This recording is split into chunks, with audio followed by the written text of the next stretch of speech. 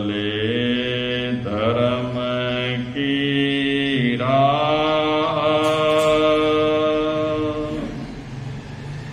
कितने दिन भटकत फिरे, कितने दिन भटकत फिरे, कितने दिन गुमराह,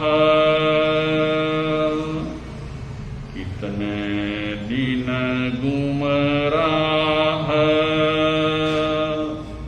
कुशल कर्म संचित करे,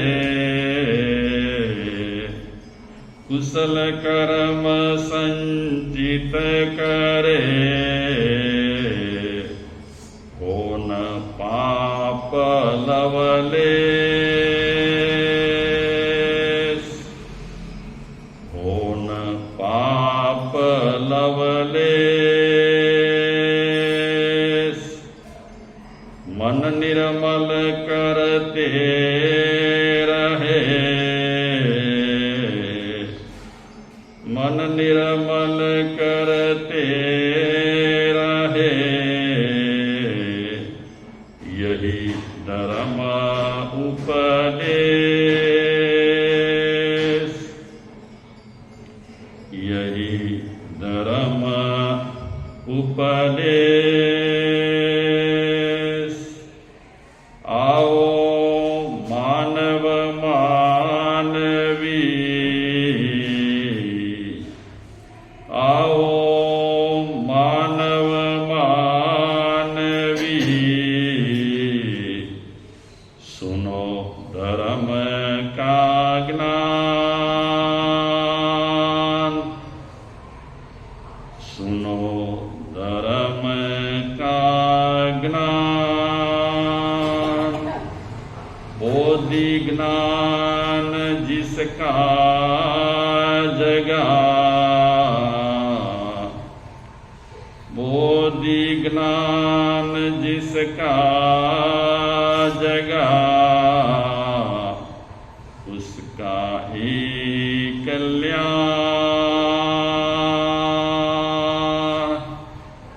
उसका ही कल्याण। पुण्य कर्म संचित करे, पुण्य कर्म संचित करे, करे न पाप लवलेश, करे न पाप लवलेश। मन निर्मल करते रहे, मन निर्मल करते रहे, यही धर्म संदेश,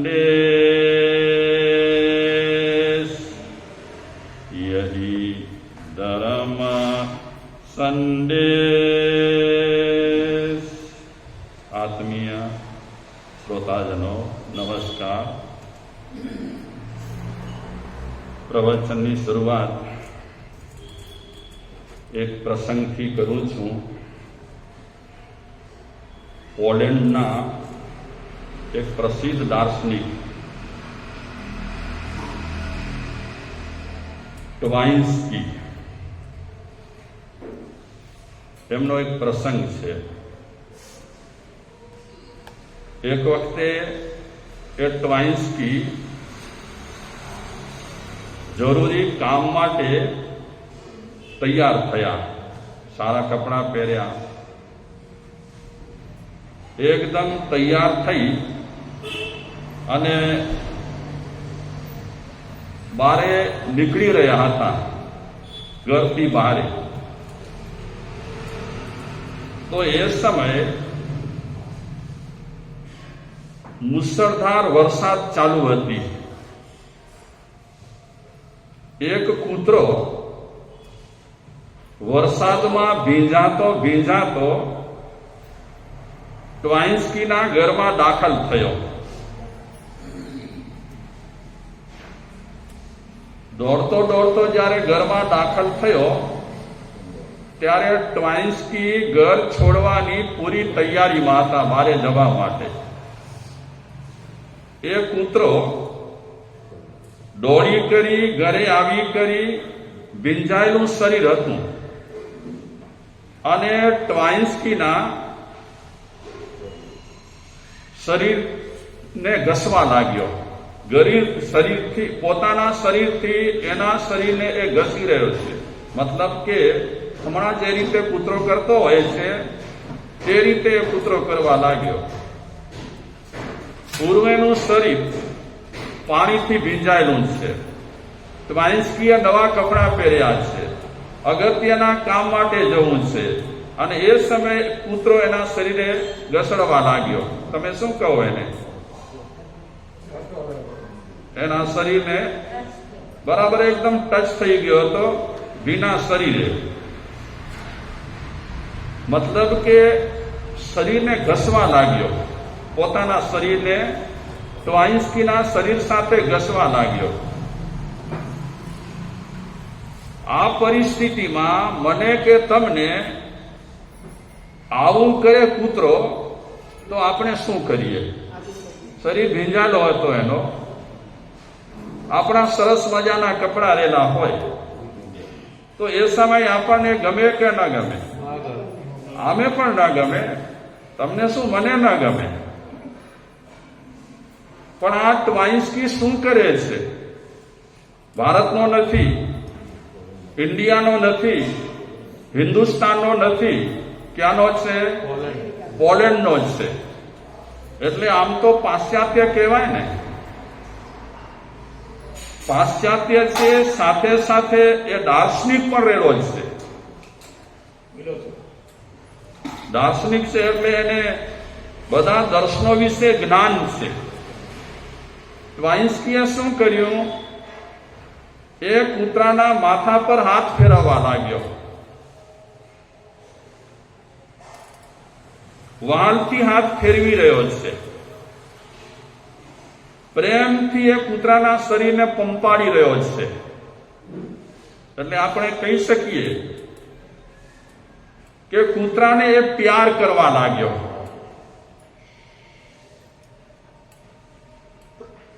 કેવું લાગે આ? આમ તો આપણા વડીલો એમ કહે કે કૂતરાને ખવડાવાય ખરું, એની સરભરા કરાય, પણ આવું કઈ ન થાય એવું ઘણી વખત ઘણા લોકોના મોઢે સાંભળેલું છે. આ તો ટ્વાઇન્સ્કી એને પ્યાર કરી રહ્યો છે, બહુ પ્યાર કરી રહ્યો છે. અને બરાબર એ સમયે ટ્વાઇન્સ્કીનો એક મિત્ર આવ્યો અને મિત્રે આ દ્રશ્ય જોયો. મિત્ર વિચારે છે કે આ ટ્વાઇન્સ્કી અગત્યના કામ માટે બહાર જવાની તૈયારીમાં છે. બારે વરસાદ પડે છે એની તો વ્યવસ્થા રહેલી છે, પણ આ ભીંજાયેલા શરીરે, કૂતરાનો શરીર ભીંજાયેલો છે, એને સારા મજાના કપડાં પહેર્યા છે અને એ કૂતરાના શરીર પર પ્યારથી હાથ ફેરવી રહ્યો છે. મિત્રને આ ગમ્યું નહીં. મિત્ર ટ્વાઇન્સ્કીને કહે છે, અરે દોસ્ત, આ કૂતરો તારા કપડા ગંદા કરી રહ્યો છે. તારે અગત્યના કામ માટે જવું છે અને આ કૂતરા સાથે તું ખેલ ખેલી રહ્યો છે, રમત રમી રહ્યો છે. આ કૂતરો તારા કપડા ગંદા કરી રહ્યો છે. બારે જવા માટે સમય થઈ ગયો છે, સમયસર તમારે કામ માટે પહોંચવાનું છે અને આ કૂતરા સાથે તમે રમત કરી રહ્યા છો. મિત્ર કહે છે આ મને જરા પણ ગમ્યું નથી. કોને કહે છે? ટ્વાઇન્સ્કીને કહે છે કે આ તમે જે ચેષ્ટા કરી રહ્યા છો, ગંદા કૂતરા સાથે તમે રમત રમી રહ્યા છો, ખેલ ખેલી રહ્યા છો, એ મને ગમતું નથી. અત્યારે જરૂરી કામ માટે તમારે જવાનું છે. આ કૂતરાને છોડો અને ઘરમાંથી બહાર નીકળો. તે છતાં પણ ટ્વાઇન્સ્કી એ કૂતરાના શરીરને પંપાડવા લાગ્યો અને ટ્વાઇન્સ્કી મિત્રને કહે છે કે દોસ્ત, આ જીવ અત્યારે આત્મીયતા દર્શાવે છે અને અત્યારે આત્મીયતા જ્યારે બતાવતો હોય ત્યારે કપડાને જવાય નહીં. ક્યારેક જ આવો મોકો મળે, ક્યારેક જ આવો ચાન્સ મળે કે કોઈ પ્રાણી આપણી સાથે આત્મીયતા ભર્યો વ્યવહાર કરતો હોય. દોસ્ત, કપડાની દરકાર નથી મને. ભલે આ કૂતરો કપડા ગંદા કરી નાખે, પણ આત્મીયતા દર્શાવવા માટે ક્યારેક જ અવસર મળતો હોય અને આ કૂતરો મારી પાસે આવી કરી અને આત્મીયતા દર્શાવે છે, એ અવસર મારે જતો કરવો નથી. સવાલ છે દોસ્ત કામનું. તું કહે છે ને, એક બાજુ કહે છે કપડા ગંદા થઈ જાય અને બીજી બાજુ તું કહે છે કે અગત્યનું કામ છે, તો દોસ્ત કામ તો થતા રહે, પણ આવી આત્મીયતા ક્યારેક જ મળતી હોય અને આત્મીયતા જ્યારે ક્યારેક મળતી હોય ત્યારે કામ તો ફરી પણ ક્યારેક થાય. દોસ્ત, આના માટે અફસોસ કરવાનું ન હોય, ખીન થવાનું ન હોય.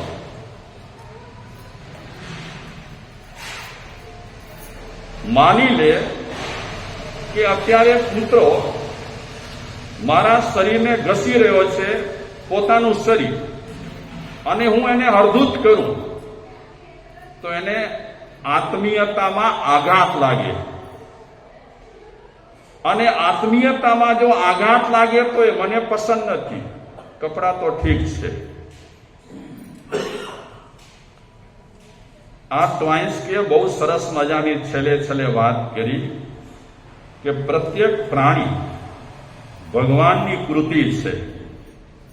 આ સૃષ્ટિમાં જેટલા જંતુઓ રહેલા છે એ બધા જંતુઓ ભગવાનની કૃતિ છે. એ ટ્વાઇન્સ્કીના વિચાર સાથે જૈન દર્શન સહમત છે. જૈન દર્શન શું કહે છે? પ્રત્યેક જીવો, કેટલા જીવો છે? આપણે કહીએ છીએ, હિન્દુ ધર્મ પણ કહે છે કે 84 લક્ષ જીવાયોની છે. તો જૈન દર્શન શું કહે છે? આ સંદર્ભમાં જૈન દર્શન કહે છે કે પ્રત્યેક જીવો સિદ્ધના સાધર્મિકો રહેલા છે. અને ટ્વાઇન્સ્કી પણ એ જ વાત કરી રહ્યો છે કે પ્રત્યેક પ્રાણી છે એ ભગવાનની કૃતિ છે. અને ટ્વાઇન્સ્કી પોતાના મિત્રને કહે છે કે જે ભગવાનની કૃતિ હોય એમાં ભગવાનનો નિવાસ હોય. કેવી સરસ મજાની વાત કરી. આ ભારતીય નથી, હિન્દુસ્તાની નથી, પાશ્ચાત્ય દેશનો છે, છતાં પણ જંતુઓ માટે, જીવો માટે કેટલી ઊંચી વાત કરી. આપણને ગળથુથીમાં મળ્યું છે આ બધું. 84 લાખ જીવાયોની વિષયમાં આપણે હર વખતે સાંભળતા રહીએ છીએ અને હર વખતે આપણે એવા પુસ્તક, એવા ગ્રંથ, એવા શાસ્ત્ર વાંચી રહ્યા છીએ, શ્રવણ કરી રહ્યા છીએ. એ દરેક શાસ્ત્ર, પુસ્તક, ગ્રંથમાં એક જ વાત કરે છે, જીવો ને મારો નહીં. આ એક વાત કરે છે.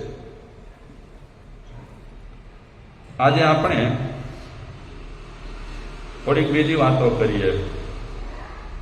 દિગંબર ના એક ગ્રંથની આગળ આપણે વાત કરી હતી 18 પાપસ્થાનકમાં પહેલા પાપસ્થાનકની ચર્ચા કરતી વખતે.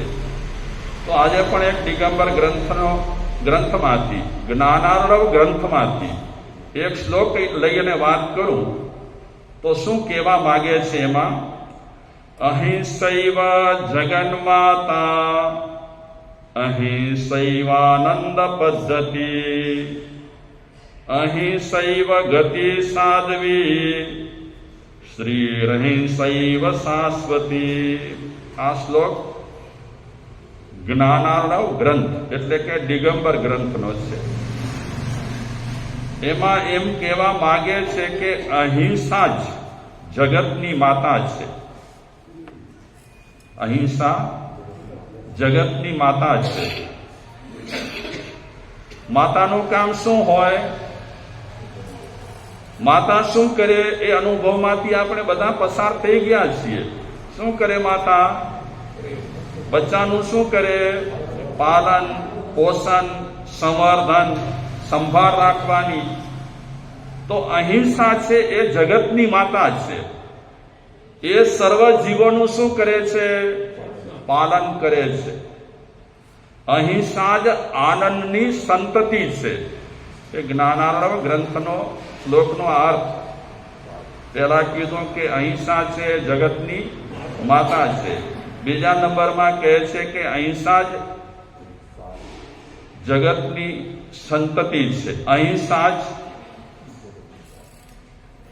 અહિંસા જ આનંદની સંતતિ છે. ત્રીજા નંબરમાં વાત કરે છે અહિંસા જ ઉત્તમ ગતિ છે. અહિંસા જ શાશ્વતી લક્ષ્મી છે. જગતમાં ઉત્તમોત્તમ ગુણ છે તે સર્વ આ અહિંસામાં જ છે. હમણાં મારા હાથમાં એક દિગંબરનું પુસ્તક આવ્યું છે. એ પુસ્તકનું નામ છે પરમ પુરુષાર્થ અહિંસા. એમના ટોટલી ભારતીય જેટલા ચિંતકો રહેલા છે, સાહિત્યકારો રહેલા છે, લેખકો રહેલા છે, એમના લેખો છે. અને એની સાથે સાથે સમગ્ર જૈન સમાજના સાધુ સાધ્વીના, આચાર્ય ભગવંતોના એમાં અહિંસા વિશે લેખો રહેલા છે. પૂરું ગ્રંથ આ પરમ પુરુષાર્થ અહિંસા ગ્રંથ એમાં હિંસા અને અહિંસાની જ વાત કરી છે. તો અત્યારે આપણે પહેલા પાપસ્થાનકની ચર્ચા કરીએ છીએ અને પહેલા પાપસ્થાનકની ચર્ચા કરતા કરતા આજે મને વિચાર ફરીને આવ્યા છે કે 1985માં પુસ્તક લખનાર મહામાનવ મહાવીર ગુણવંત શાહ, ગઈકાલે પણ આપણે એમનો એક પેરેગ્રાફ વિચાર્યો હતો. આજે પણ આપણે એ ગુણવંત શાહનો એક પેરેગ્રાફ વિચારીએ. એ અહિંસા અને હિંસા સંદર્ભમાં શું કહેવા માંગે છે. ગુણવંત શાહ એક વિચારક છે, ચિંતક છે, લેખક છે અને એના લેખો બધા તલસ્પર્શી છે. તો એમના વિચારોને તમારી સામે શેર કરું છું. હિંસાથી ભરેલા આ વિશ્વમાં આપણે સૌ શાંતિની ઝંખના સેવી રહ્યા છીએ. સમજાય તેમ છે ને પેરેગ્રાફ? આ લાઈન શું કહેવા માંગે છે કે આખો વિશ્વ છે એ અહિંસાથી ભરેલો નથી, પણ શેનાથી ભરેલો છે? હિંસાથી ભરેલો છે. આ હિંસાથી ભરેલા વિશ્વમાં આપણે બધા શાંતિની ઝંખના કરી રહ્યા છીએ.